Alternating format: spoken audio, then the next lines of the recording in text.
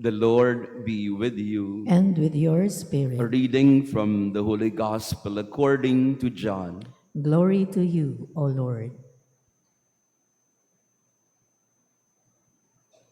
There was a Pharisee named Nicodemus, a ruler of the Jews.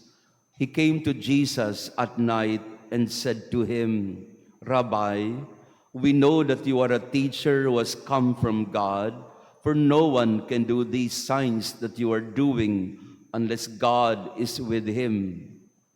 Jesus answered and said to him, Amen, amen, I say to you, unless one is born from above, he cannot see the kingdom of God. Nicodemus said to him, How can a man once grown old be born again? Surely he cannot re-enter his mother's womb and be born again, can he?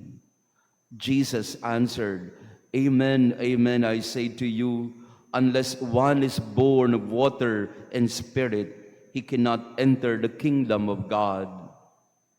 What is born of flesh is flesh, and what is born of spirit is spirit. Do not be amazed that I told you, you must be born from above. The wind blows where it wills, and you can hear the sound it makes, but you do not know where it comes from or where it goes. So it is with everyone who is born of the Spirit. The Gospel of the Lord. Praise to you, Lord Jesus Christ. Please be seated. Praise be Jesus Christ. Now and forever. Good morning, dear friends. Beautiful Monday morning. Pakibati din ng good morning ang ating mga kasama. Ganda umaga po, Nanay Elena. Buti naman, nakarating ka. And to our online parishioners, thank you for being with us this Monday morning. Tuloy pa rin po ang ating Novendiales, ang ating siyam na araw na pagdarasal para kay Pope Francis. Sinasamahan natin ang buong simbahan sa pagluluksa, sa pagdarasal para sa ating minamahal na yumaong Santo Papa. Conversion, like healing or any change for that matter, takes time. There are some conversions like St. Paul, in an instant, he was converted through a blazing light that he encountered on his road to Damascus. May mga pagbabago na kaagyat o agad-agad. Pero may mga pagbabago naman o pagbabalik loob na utay-utay o unti-unti. Ito yung nangyari kay Nicodemo.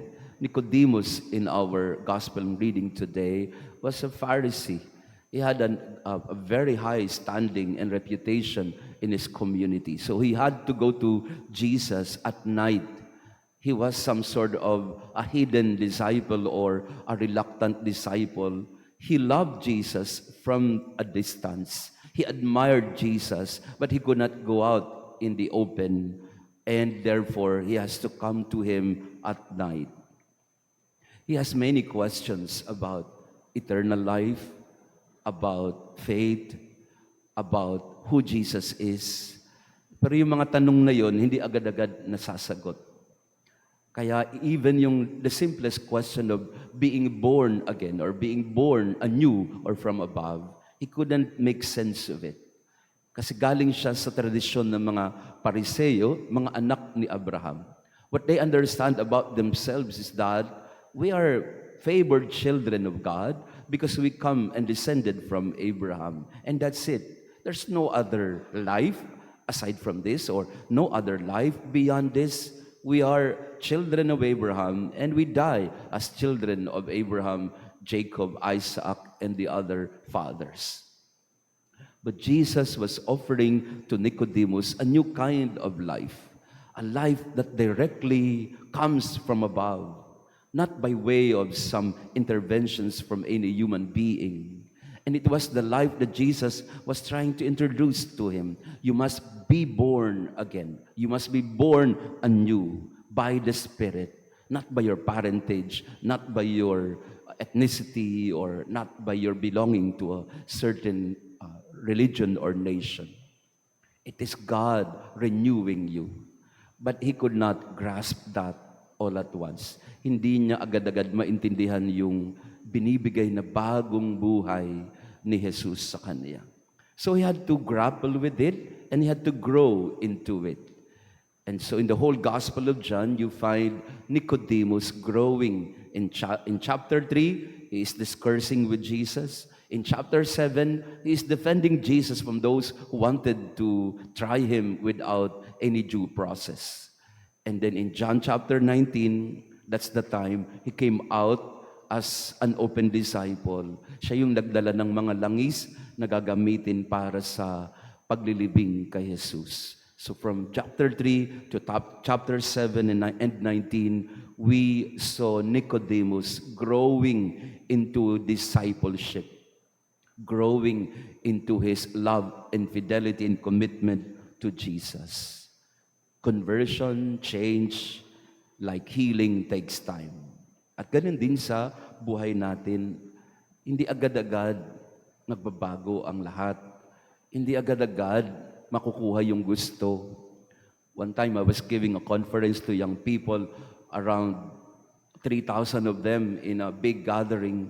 And in one of the questions during the question and answer, the young people, one of the young people asked me, "But Father, how come the church is like this? We would like to serve in the church.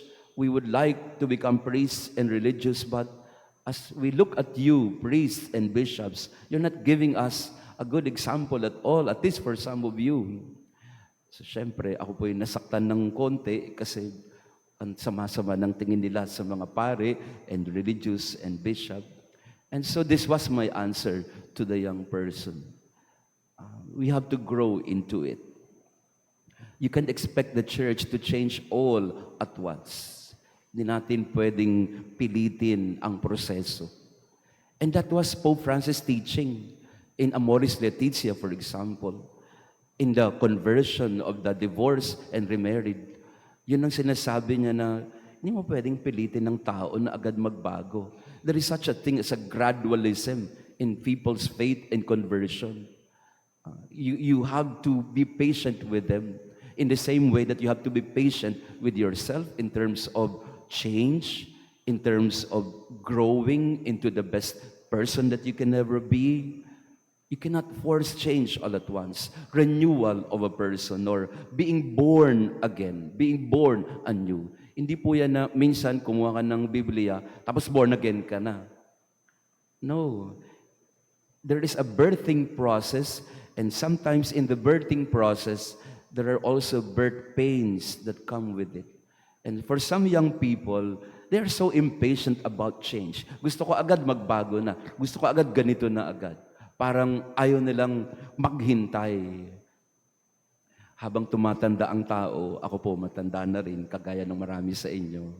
As you grow older in your faith and in your life, you begin to be more patient. When you are young, you are aggressive, you want things to change all at once with yourself and with others around you. Pero you realize the hardest thing to happen is change. When I was younger, sabi nung isang writer, and I'd like to end with this, when I was younger, I wanted to change the world. When I got a little bit older, I wanted to change people around me. But at the end of the day, when I was in my elderly years, I wanted to change myself only. Minsan, ang kaya mo lang baguhin ay ang sarili mo. Yung kapwa, yung iba, sistema, medyo matagal yan. And so we have to be patient and we have to have faith. So in this Mass, we pray for conversion. Not just an instant conversion, but a gradual conversion into being renewed into Christ. Praise be Jesus Christ. Now and forever. Let us pray. Look with kindness upon your people, O Lord, and grant, we pray, that those who are pleased to renew by eternal mysteries may attain in their flesh the incorruptible glory of the resurrection. through Christ our Lord. Amen. Maraming salamat po sa inyong pagdalo sa ating banal na misa. To our online parishioners, thank you for praying with us. Tuloy po tayo sa pagdarasal kay Pope Francis. No? 9 na araw, magpapasyam tayo at magdasal tayo para sa kanyang kaluluwa. And I'd like to invite you also, this May 17, meron po tayong Easter pilgrimage to Bulacan, primarily in the National Shrine of Divine Mercy. At pupuntahan din po natin ang La Purisima ng Santa Maria, Baraswain, and of course, ang simbahan ni Jungkook, yung Korean Church in Bukawi. So you may want to join our May 17 Easter recollection.